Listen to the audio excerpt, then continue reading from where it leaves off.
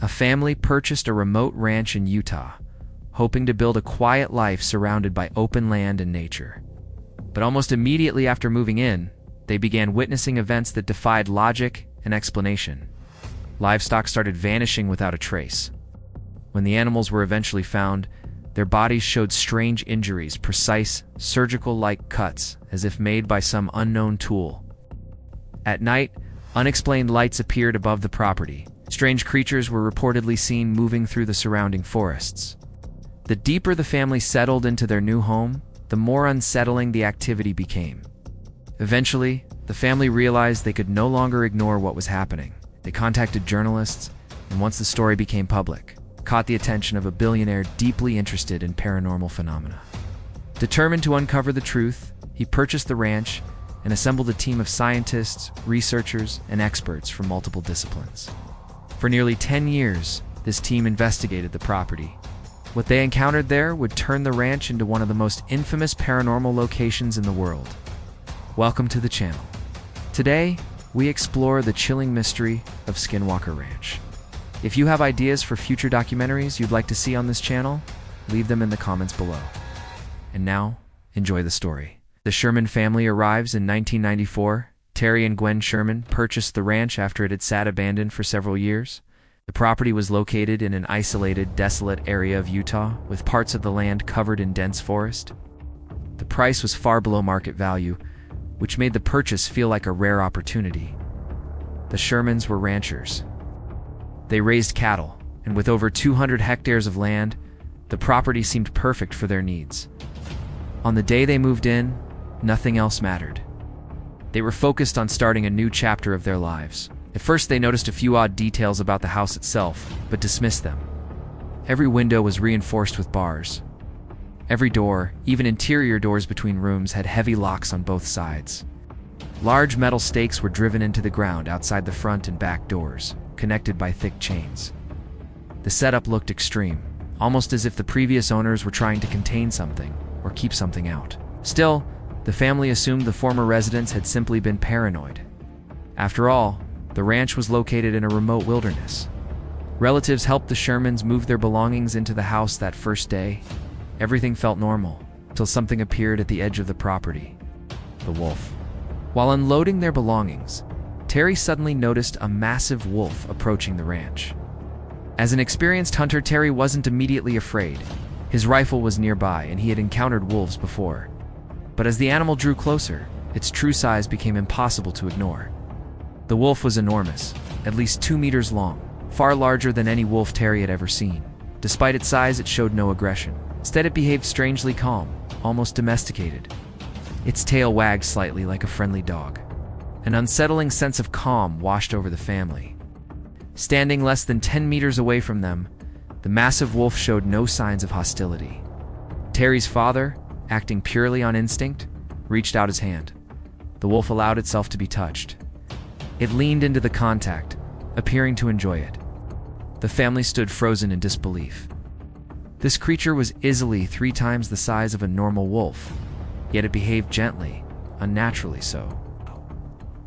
Nearby, several cows and calves grazed inside a fenced enclosure.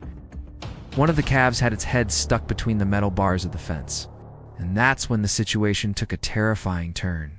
The moment the wolf noticed the calf, its behavior changed instantly. Without warning, it lunged forward. In a split second, the calf's head was inside the wolf's jaws. The animal began pulling, trying to drag the terrified calf through the metal fence. It was as if Terry snapped out of a strange trance. He raised his rifle and fired. The bullet struck the wolf's body, clearly hitting their target, yet the creature showed no reaction at all. No flinch, no cry of pain, no sign of injury. Terry fired again and again. The wolf nothing. In desperation, Terry and the others grabbed tools and even swung at the wolf, doing everything they could to protect their livestock, their livelihood. But nothing slowed it down. No matter what they did, the wolf remained focused on killing the calf. Then, suddenly, the wolf released its grip. The calf collapsed, alive but badly injured. The wolf turned and fled toward the forest. Terry fired once more as it ran. The bullet seemed to pass straight through the animal, as if it weren't fully. There are the vanishing tracks. After the wolf disappeared into the trees, the family stood in silence, finally waking from the strange calm that had held them. A sharp, chemical-like odor lingered in the air where the wolf had stood, unnatural and metallic. Terry and his son armed themselves and decided to track the animal. A creature that could ignore gunfire posed a serious threat to their ranch. They followed the tracks into the forest. At the edge of a small clearing near a stream, the ground became muddy, perfect for footprints. The wolf's tracks were clearly visible, till suddenly they weren't. They didn't fade. They didn't scatter. They simply stopped, as if the creature had vanished into thin air. There was no blood, no signs of injury, nothing. Confused and disturbed. Terry and his son returned home and told the rest of the family what they had seen, or rather what they hadn't seen. The house that wouldn't stay still around the same time, Gwen began experiencing strange incidents inside the house. At first, she thought something was wrong with her health. One day, she returned from the grocery store, unpacked all the food, and placed everything neatly in its proper place. She then walked into another room, and when she came back, every item was once again inside the grocery bags, exactly as before. She was certain she had unpacked them. Later that same day, Gwen took a shower and hung her towel on the back of the bathroom door. When she finished, the towel was gone. She eventually found it folded neatly inside a closet in another room. These incidents happened again and again. Gwen began to believe she was losing her mind until similar things started happening to the rest of the family. That's when fear truly set in. Why were there chains on the doors? Why did every door have locks on both sides? What were the previous owners afraid of? The lights a few weeks later, Terry noticed lights moving across his land at night. At first they looked like vehicle headlights, assumed they were lost drivers trying to find their way out of the area. But the lights kept returning, drifting silently across the ranch. As Terry brought more cattle onto the property, the lights became more frequent. He began to suspect cattle thieves, or illegal hunters using vehicles to trespass on his land. One night, after everything the family had already experienced, Terry finally lost patience. He grabbed his rifle and went out to confront whoever, or whatever, was moving through his property. As he approached the lights, something felt wrong. There was no sound, no engine, footsteps, nothing. From about 30 meters away, the lights began to retreat and then slowly rose into the air. That moment shattered every logical explanation Terry had left. The first disappearance when winter arrived, something even worse happened. One of Terry's cows was missing, and this time, it wasn't coming back. Terry searched everywhere. There was only one place left on his land that he hadn't touched at, yet the same forest where the massive wolf had vanished on their very first day. Before entering the trees, Terry noticed tracks on the ground. They looked exactly like cow footprints. He followed them carefully, and just like the wolf before it, the tracks stopped, not faded, not scattered, gone, as if the cow had simply evaporated. Over the following months, it happened again and again. Livestock vanished without warning, without sound, without explanation. As winter approached, Terry more than anyone became deeply paranoid. Almost every night, he patrolled the ranch with a rifle, determined to catch whatever was taking his animals. The object in the trees one night, during one of these patrols, Terry noticed something moving between the trees about 4 meters above the ground. It was small, elongated, shaped like a narrow cylinder. It made no sound. Lights pulsed softly along its surface as it drifted slowly through the forest, as if searching for something. Terry tried to move closer, but the sound of his footsteps caught its attention. The lights instantly went dark. The object stopped and seemed to turn directly toward him. Terry froze. Fear locked his body in place. He didn't know what would happen next, whether it would take him, attack him, or simply vanish. After several unbearable minutes, the object disappeared instantly, as if it had never been there. Spring 1995. Things get worse. By spring of 1995, the situation had escalated. Not only were cows disappearing, some of them began reappearing hours or days later in different locations.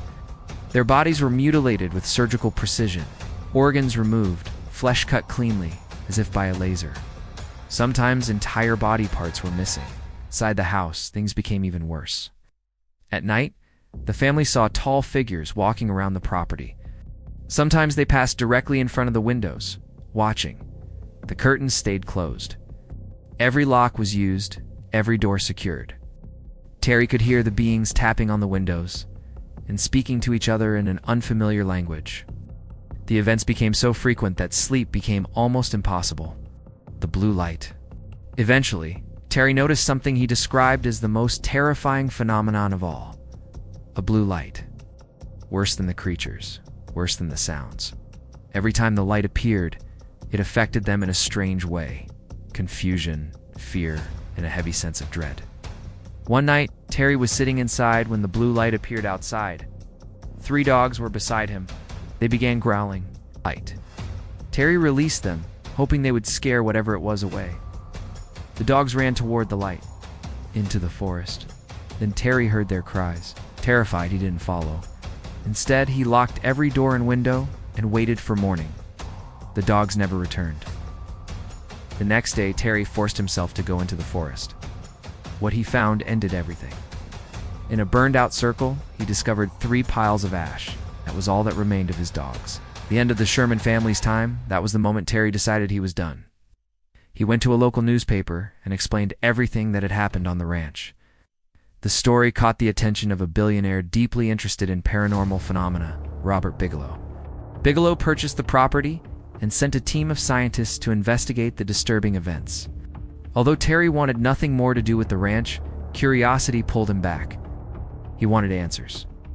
He offered to remain on the property as a caretaker and assist the researchers. Bigelow agreed. Terry's experience was too valuable to ignore. End of part 1. If you want to see part 2 of Skinwalker Ranch, this video must reach 100 comments with the keyword, "I want it."